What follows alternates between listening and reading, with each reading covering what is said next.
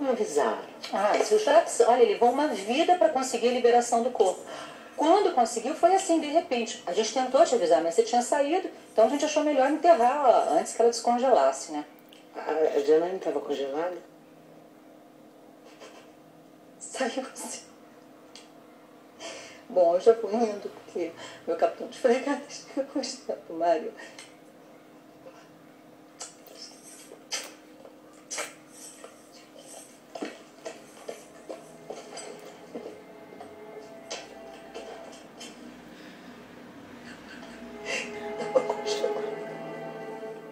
Feito um frango depenado, uma truta, um pedaço de alcatra.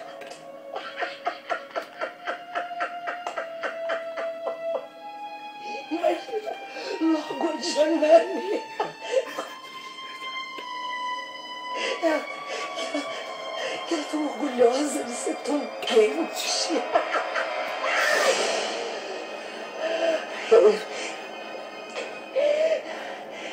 Você não vai me assombrar, sua desgraçada. Eu vou pegar minha tesoura.